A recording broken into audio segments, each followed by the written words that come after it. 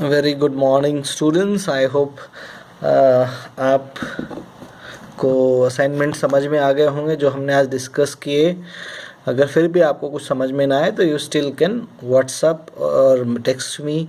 I will try to resolve your issues. So today we will begin with chapter 9, the responsibility of a young man, which we have discussed a little bit in the previous video, where I have talked about several things about this about the author and this chapter as well. So today we'll start with the chapter, and here is the first passage.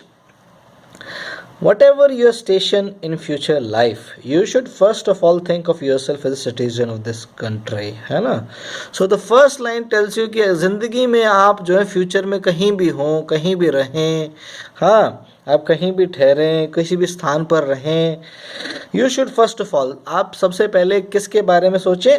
Think of yourself as a citizen of this country. सबसे पहले आप ये सोचें कि आप इस देश के क्या हैं? सिटीजन, नागरिक हैं, नागरिक। हाँ, सिटीजन मीन्स नागरिक। This confers on you certain rights, है ना। Being a citizen of India you have been given certain rights. So I want to know what are the fundamental rights given to you being a citizen of India. This is the first question you have to answer. Being a citizen of India, how many fundamental rights have been given to you, है ना? So you have been given several rights which are guaranteed by the constitution, definitely, है ना? So which are given by the constitution, जो कि आपको संविधान ने दिए हैं. So second question is, who is the chairman of the drafting committee of Indian constitution? Second question is, who is the chairman of the drafting committee of the Indian constitution? But it also subjects you to certain responsibilities which also have already understood. तो जब ये constitution आपको rights देता है तो उसके हिसाब से क्या देता है? आपको जो है कुछ रिस्पॉन्सिबिलिटीज़ भी देता है, ठीक है। रिस्पॉन्सिबिलिटीज़ भी आपको देता है जो कि आपको निभानी चाहिए। अवर्स इज़ अ डेमोक्रेसी, हमारा देश क्या है? लोकतंत्र है, जिसमें कि लोकतंत्र का क्या मतलब होता है ये भी आपको बताना है। You have to define democracy. What do you understand by the word democracy? For the people, by the people, to the people, which enjoins freedom to the individual, but this freedom has to be subjected to a number of voluntary restraints. जो कि हमें जो है हर प्रकार की आज़ादी देता है, लेकिन उस आज़ादी में भी कुछ लगाम लगाता है, कुछ रुकावटें लगाता है कि भाई आपको आज़ादी है, लेकिन उसके साथ थोड़ी बहुत उस पर लगाम भी लगाता है, ताकि हमारी सोसाइटी में ऑर्गेनाइज्ड रहे, सही तरीके से काम होता रहे, तो ये ज़रूरी, संगठित रहे। And these voluntary restraints have to be exercised and demonstrated in everyday life. और इस तरह के जो रिस्ट्रेंट्स हैं, जो भी हैं, वो हमें हर रोज़ ज़िंदगी में अपने फॉलो करने पड़ते हैं। Okay, a good citizen is one who obeys the law, है ना। अच्छा नागरिक, who is the good citizen? A good citizen is one who is aware about his rights and duties at the same time. ठीक है, good citizen जो अच्छा नागरिक कौन है? जो अपने अधिकार और अपने ड्यूटीज़ को क्या बोलेंगे, सेवाएं, नहीं पता नहीं, ड्यूटीज़ को भी जानकारी रखे, दोनों राइट्स के और ड्यूटीज़ की दोनों की जानकारी रखे। गुड सिटीजन वन जो कि लॉ को ओबे करता है, लॉ को पालन करता है, कानून का पालन करता है, whether there is a policeman around और not, and who takes delight in performing his duties. अगर पुलिसमैन हो या ना हो तब भी वो रेड लाइट पे रुकता है ना। अगर पुलिस देखे ना देखे वो बाइक चलाते हुए हेलमेट पहनता है। So these are his responsibilities as a citizen of India, that he should not break laws. So which probably being the young students you every day break laws. Takes the delight in performing his civil duties, जो भी उसकी जो duties हैं, उनको वो अच्छे से निभाता है. In the olden days sense of self restrain and discipline was inculcated. पुराने ज़माने में जो था ये सेल्फ रिस्ट्रेन, अपने आप को मतलब कि रोक के रखना, कंट्रोल करके रखना, डिसिप्लिन होके रखना, ये सिखाया जाता था. किसके द्वारा? By the combined effort of the family and the teacher. परिवार और अध्यापक का यह कार्य था कि बच्चे के अंदर डिसिप्लिन और उसके अंदर कंट्रोल जो है, सेल्फ कंट्रोल उसको सिखाए। The economic stresses of the present day life unfortunately do not leave enough time to the parents to look after the children. आज के ज़माने में जो है इकोनॉमिक स्ट्रेस मतलब कि पेरेंट्स के ऊपर इतना ज़्यादा प्रेशर है कि वो अपने बच्चे को सबसे अच्छी चीज़ दें और वो दोनों काम पे लगे रहते हैं, तो इस कारण वो अपने बच्चे को जो है पूरा ध्यान नहीं दे पाते हैं उसकी तरफ।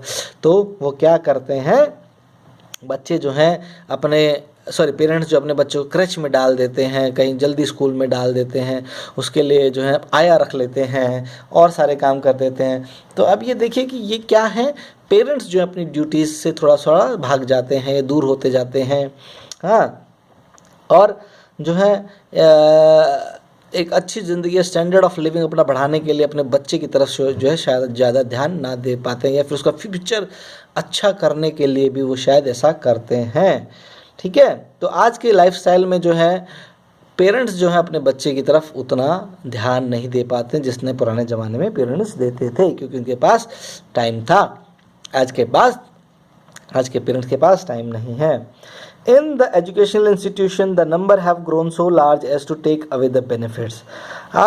In the educational institution, the numbers have grown so large as to take away the benefits which used to occur formally by personal contact between the teacher and the student. School की बात करें तो school और colleges में जो है तो teacher student का रेशियो बहुत ज़्यादा हो गया है ना। तो इसके कारण क्या हो गया कि टीचर और स्टूडेंट के बीच में अब रिलेशनशिप पहले जैसा नहीं रहा है। अब एक टीचर के पास 20 स्टूडेंट है और एक टीचर के पास 80 स्टूडेंट है। तो एक टीचर जो है जो 20 स्टूडेंट को पढ़ा रहा है वो हर एक का नाम जान सकता है, उनके बारे में जान सकता है, उनके ऊपर ध्यान दे सकता है। लेकिन एक टीचर जो 80 स्टूडेंट पढ़ा रहा है उसके लिए बहुत मुश्किल हो जाता है कि वो हर एक स्टूडेंट का नाम जाने, उसके बारे में सारी चीज़ें जानकारी प्राप्त करे। तो आजकल के टाइम में ये सारी चीज़ें तो आज के टाइम में जो है टीचर के और जो स्टूडेंट का रिलेशनशिप पहले जैसा नहीं रहा है। Inevitably our young students are often left much to their own resources. और आज के टाइम में जो है स्टूडेंट्स भी जो है अपने रिसोर्सेज पर ही पढ़ाई करते हैं, उनको ज़्यादा रिसोर्सेज नहीं मिल पाते हैं, टीचर का टाइम नहीं मिल पाता है, उसको उनका जो है गाइडेंस नहीं मिल पाती है, इसीलिए वो अपने से मेहनत करते हुए ही अपना आगे बढ़ते हैं। Often this create problems. जब वो अपने आप ही पढ़ते हैं, अपने रिसोर्सेज का इस्तेमाल करते हैं, तो इससे क्या हो जाता है, प्रॉब्लम आ जाती है, which we all know about. उससे क्या प्रॉब्लम आ जाती है, this is a important aspect which needs through thorough examination. इसके बारे में हमें चर्चा करनी चाहिए कि क्या दिक्कतें आ जाती हैं। The responsibility of our young citizen is great. हमारे जो नौजवान नागरिक हैं उनकी बहुत ज़्यादा रिस्पॉन्सिबिलिटी है इस देश के प्रति, इस राष्ट्र के प्रति। In my view every station in life is important in itself. Work has its own dignity and there is great satisfaction in doing one's own job to the best of one's ability.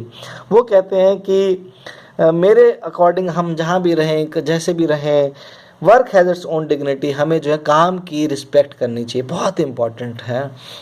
कोई भी काम छोटा नहीं होता, कोई भी काम बड़ा नहीं होता। एक फिल्म थी शाहरुख खान की, मैं नाम भूल रहा हूँ, उसमें वो डायलॉग है उसका कि कोई भी काम छोटा नहीं होता, कोई भी काम बड़ा नहीं होता, है ना। बैगिंग से बुरा कुछ भी नहीं है, इसीलिए बैगिंग ना करके कोई भी इंसान अगर मेहनत करके जो भी पैसा कमा रहा है वो उसके लिए रिस्पेक्टफुल मनी है, वो अपनी मेहनत से कमा रहा है। तो कोई भी काम जो है बड़ा नहीं होता, चाहे वो सब्जी बेच रहा है, चाहे वो सब्जी उगा रहा है किसान, चाहे वो एक मॉल में काम कर रहा है, चाहे वो मॉल का मालिक है, सब के लिए काम करना उतना ही लाजमी है, उतना ही इम्पोर्टेंट है। और काम करने का अपना एक तजुर्बा होता है और उसकी एक रिस्पेक्ट होती है जो हमें सबको देनी चाहिए। There is a great satisfaction in doing one's own job. हर एक इंसान को अपने कार्य करने में संतुष्टि होनी चाहिए, एंजॉय करना चाहिए जो भी वो कार्य कर रहा है, और अपनी पूरी 100% देते हुए, वंस ओन एबिलिटी 100% देते हुए वो कार्य करना चाहिए। जो भी कार्य वो कर रहा है, मान लीजिए पढ़ाई का कार्य कर रहा है तो पढ़ना भी पूरे 100% से चाहिए, उसको नहीं छोड़ना चाहिए बीच में। ठीक है, तो ये आपको याद रखना है कि कोई भी कार्य जो है बीच में नहीं छोड़ना है, सारे कार्य जो है पूरा करना है। Next passage, whatever the duties we should apply ourselves with sincerity and devotion. जो भी हमारी ड्यूटीज़ हैं, है ना, उनको जो है हमें पूरी ही सिंसियरिटी के साथ और लगन के साथ जो है हमें उनको पालन करना चाहिए. जैसे कि मैंने एग्जांपल दिया है कि आपकी ड्यूटी है कि आप हेलमेट पहने, आपकी ड्यूटी है कि आप ओवर स्पीडिंग ना करें, आपकी ड्यूटी है कि आप रेड लाइट पे ही क्रॉस करें रोड. तो ये सारी ड्यूटीज़ जो हैं आप अपनी निभाते रहें. Such an approach, apart from being good in itself, also has an added advantage of opening avenues for further advancement. अगर हम इस तरह से अपनी ड्यूटीज़ निभाते रहेंगे तो ये ही बहुत बड़ी बात है और इससे जो है एक बहुत एडवांटेज मिलेगी हमें फ़ायदा होगा और हम आगे बढ़ेंगे. We have to see whether we have done our job well before thinking of criticizing anybody else. किसी को भी क्रिटिसाइज़ करना बहुत आसान है, आलोचना करना बहुत आसान है, लेकिन हमें ये सोचना चाहिए कि क्या हमने अपना कार्य जो है पूरी लगन से, पूरी मेहनत से, पूरी शिद्दत से किया है, तब हम किसी और को क्रिटिसाइज़ कर सकते हैं. So it's very easy to criticize anyone rather than to praise someone. ठीक है, जो क्रिटिसाइज़ करना बहुत आसान है बनिस्बत की किसी को प्रेज़ किया जाए. All too often we succumb to the temptation of decrying others without bothering to look for to ourselves. All too often है ना, हम ज़्यादातर क्या करते हैं, succumb to the temptation, इस आकर्षण में की तरफ झुक जाते हैं of decrying others without bothering to look for, कि हम जो है बहुत जल्दी ही दूसरों की बुराई करना शुरू कर देते हैं, जबकि हम अपने भीतर झांकने के लिए एक बार भी अपने अंदर झांक के नहीं देखते हैं कि हम क्या कर रहे हैं, कैसा कर रहे हैं. तो ये बहुत इम्पोर्टेंट चीज़ें हैं. Never forget that loyalty to the country comes ahead of all the loyalties, है ना. हमको नहीं भूलना चाहिए कि हमारी सबसे वफ़ादारी सबसे ज़्यादा किससे, इस देश से, इस मुल्क से, इस आवाम से. हाँ, तो उससे हमारी सबसे ज़्यादा क्या है, लॉयल्टी है, वफ़ादारी है. हाँ, हम अपने मुल्क से वफ़ादार हमेशा रहना है. उसके प्रोग्रेस के लिए, उसको आगे बढ़ने के लिए हमें बहुत ज़्यादा काम करना है. And this is an absolute loyalty, कि हम अपने मुल्क के लिए वफ़ादार रहें. इससे ज़्यादा वफ़ादारी वाली बात कुछ नहीं हो सकती. Since one can not way in it in terms of what one receives. हम इसको वफ़ादारी को वे नहीं कर सकते, उसको तोल नहीं सकते हैं, लेकिन फिर भी हमें अपना शिद्दत से, मेहनत से और 100% जो है अपने मुल्क के लिए वफ़ादार होना चाहिए. It is essential to remember that entire country is one and that anyone who fosters or promotes separatism or spurious tendency is not our true friend. हमें ये याद रखना चाहिए कि हमारे देश में कोई भी जो है देश को बांटने की बात करता है, हाँ, देश को अलग करने की बात करता है, तो वो हमारे देश का हिस्सा नहीं है, वो हमारा दोस्त नहीं है, वो हमारा अच्छा चाहने वाला नहीं है. तो ऐसी बातें जो करता है, जो कि सेपरेटिज्म की बात करता है, अलग थलग करने की बात करता है, वो हमारा दोस्त नहीं है. What I have said stems from the desire to see that the youth of our country prepares itself in a disciplined and determined manner for the responsibilities of tomorrow. मेरा कहने का मतलब ये है कि जो यूथ है, जो जवान है, ये नौजवान है, वो आने वाले समय के लिए ऑफ आवर कंट्री, हमारे देश का जो नौजवान है, प्रिपेयर इटसेल्फ इन अ डिसिप्लिन्ड, जो अपने आप को एक डिसिप्लिन वे में जो है अपनी आने वाली रिस्पॉन्सिबिलिटीज़ के लिए अपने आप को तैयार करे. तो आने वाली जो भी उसकी रिस्पॉन्सिबिलिटीज़ हैं देश के लिए, उनको लिए इंसान तैयार, नौजवान तैयार रहें. A democratic country is sustained not by the greatness of the few but by the cooperative effort of many. एक लोकतंत्र राष्ट्र जब आगे बढ़ता है और नई बुलंदियों को छूता है, कब छूता है, जबकि सारा देश के लोग जो हैं, मुल्क के लोग जो हैं, आवाम के लोग जो हैं, एक साथ मिलकर एक दिशा में चलते हैं, तो एक लोकतांत्रिक देश जो है प्रगति करता है. हाँ, तो इसीलिए जो ऑथर है इनके, लाल बहादुर शास्त्री जी, वो आपसे कह रहे हैं, वो आपसे रिक्वेस्ट कर रहे हैं नौजवानों से कि वो एक दिशा में चलें, देश को आगे बढ़ाने के लिए सोचें, जो कि वो चाहते हैं. The future of the country is in your hands. देश का भविष्य जो है आपके हाथ में है। किनके हाथ में? नौजवानों के हाथ में। And as the older generation complete their task, the new ones come along to take their place. जिस तरह से पुरानी जनरेशन जो है, जो बूढ़े हो गए हैं, उन्होंने अपना काम पूरा कर दिया, अब नई जनरेशन की बारी है। उनको डोर संभालनी है, इस देश को आगे ले जाने की, इस देश को आगे बढ़ाने की, इस देश को नए आयामों तक ले जाने की, इस देश को एक नया रंग देने की, इस देश को एक नया रूप देने की, इस देश को एक नई दिशा में ले जाने की जो है नौजवानों को ये काम करना है। If they are well equipped as individuals and the citizen, the country's future will be in bright indeed. अगर वो जो है नागरिक जो है, नौजवान जो है एक नौजवान जो एक अच्छे नागरिक होंगे और एक अच्छे इंडिविजुअल भी होंगे, तो हमारा देश का जो भविष्य है वो सही हाथों में है। At the time when you are at the threshold of new period in your life, I would urge you to play your role with confidence. जब कि आप अपने ज़िंदगी के एक नए आयाम की तरफ जुड़ रहे हैं, एक नए ज़िंदगी में एक नए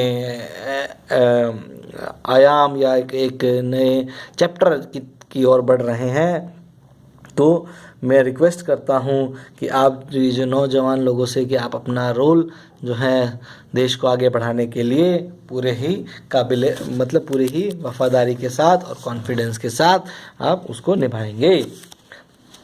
अवर position with regard to secularism is known so well. हमारी पोजिशन, देश की पोजिशन जो है, भारत की पोजिशन जो है सेकुलरिज्म, धर्मनिरपेक्षता के बारे में सब जानते हैं, है ना, और इसके बारे में दोबारा बताने की कोई ज़रूरत नहीं। रिआइटरेशन का मतलब दोबारा बताना। It is embodied in our constitution, ये हमारे कॉन्स्टिट्यूशन में लिखा गया है। So second question is in which year our constitution has been adopted. ठीक है, in which year our constitution has been adopted by India. Okay, and in, ठीक है, इतना ही है ना, दूसरे क्वेश्चन बाद में। Which ensures equal respect for all religion. जिस कॉन्स्टिट्यूशन हमारा इतना खूबसूरत है, इतना शानदार है कि उसके बारे में अगर हम बोलने शुरुआत करें तो बहुत ही टाइम निकल जाएगा और हम उसके बारे में बताते रहें।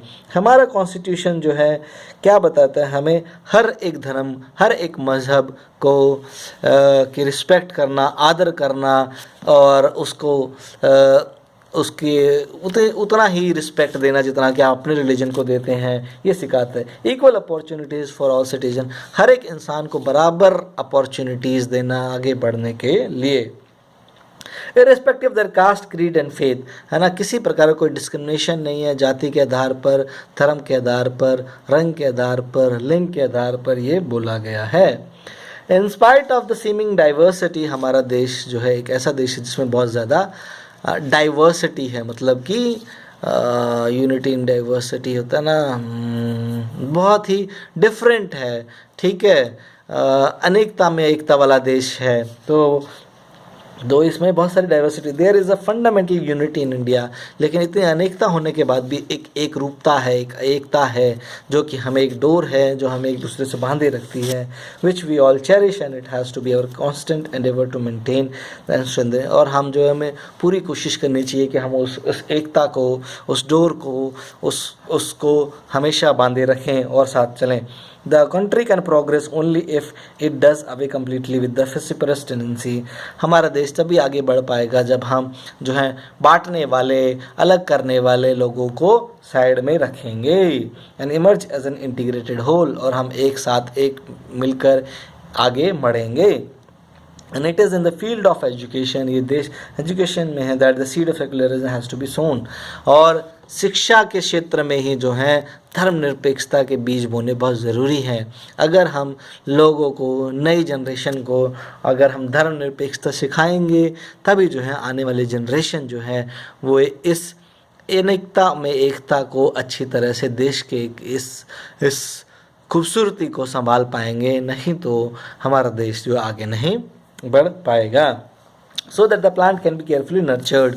जिस तरह से हम जो है बीज को उगाते हैं, उसकी पूरी तरह देखभाल करते हैं ताकि वो प्लांट जो है आगे बढ़ पाए, आगे उग पाए, उसी तरह से हमें अपने देश को आगे बढ़ाना है, उसके लिए आगे काम करना है। ठीक है, तो इसमें जो है ऑथर जो हैं, जो हमारे सेकंड प्राइम मिनिस्टर भी रहे, वो बहुत अच्छी अच्छी बातें करते हैं। वो धर्मनिरपेक्षता की बातें करते हैं, वो यूथ की बातें करते हैं कि यूथ जो है, नौजवान को आगे बढ़ना चाहिए, उसको आगे आके आना चाहिए, उसको अपनी अपनी बातें रखनी चाहिए, उसको और भी बहुत सारी चीज़ें करनी चाहिए जो कि वो कर सकता है देश के लिए। और ऐसे लोग जो कि देश को बांटना चाहते हैं, देश को अलग करना चाहते हैं, देश में जो है धर्म के नाम पर अलग अलग करना चाहते हैं, ऐसे लोगों को से दूर रहना चाहिए। हमें ऐसे लोगों का साथ चाहिए जो एक दिशा में सोचते हों, है ना, देश की प्रगति के बारे में सोचते हों, देश को आगे बढ़ाने के बारे में सोचते हों। ये सारी बातें करते हुए वो नौजवानों से बहुत ही उम्मीद लगाए बैठे हैं। नौजवानों से उन्हें बहुत ज़्यादा उम्मीद है। वो कहते हैं कि नौजवान ही जो है अब इस देश को आगे लेके जाएगा, और नौजवान जो हैं वही इस देश की प्रगति के लिए अब बहुत ही अहम रोल भी निभाएगा। So I request you to read this chapter, और आपको कोई प्रॉब्लम आए तो यू कैन ऑलवेज आस्क, और प्लीज़ जो मैंने इसमें 3 क्वेश्चंस पूछे हैं उसके आंसर आप ज़रूर दें। Thank you, have a good day.